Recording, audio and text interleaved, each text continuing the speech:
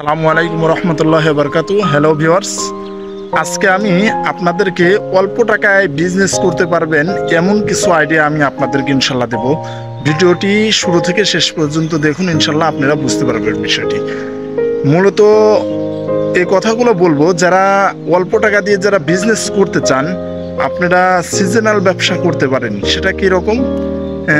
যখন যে মৌসুম আসবে, যেমন মনে করেন যে এখন লিচু এবং আমের মৌসুম, এই সময় আপনারা কিন্তু লিচু এবং আমের মৌসুমে এই ফলগুলো কিন্তু আপনারা পুরা বাগান ধরে যদি কিনে নিতে পারেন, বাগান কিনে নিয়ে যদি সেখান থেকে ফলগুলো যদি এনে আপনারা যদি সেল করতে পারেন, যেখানে মানে লোক সমাগম বেশি, ঠিক আছে, আপনি খুচরা বিক্রি করতে পারলে আরও বেশি প্রফিট করতে পারবেন।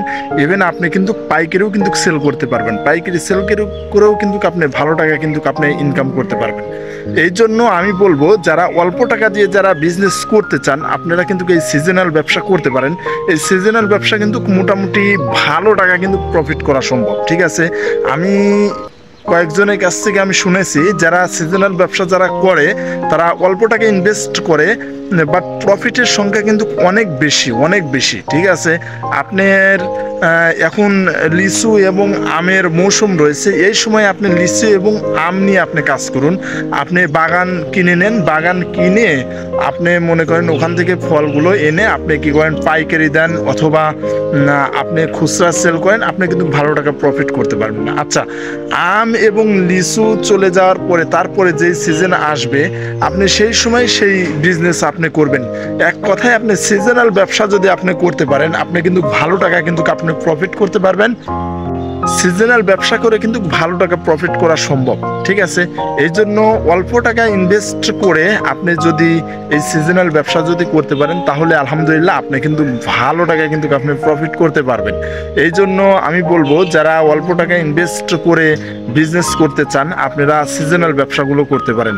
এই আম এবং লিচু, এই এখন আম এবং লিচুর সময় মৌসুম, এই সময় আম এবং লিচু সেল করলেন, তারপরে আপনার যেই মৌসুম আসবে যেটা, ঠিক আছে, আপনি সেই ফল নিয়ে অথবা সেই প্রোডাক্ট নিয়ে, এক কথায় আপনি সিজনাল ব্যবসা যদি আপনি করতে পারেন, আপনার জন্য বেটার হবে, ঠিক আছে।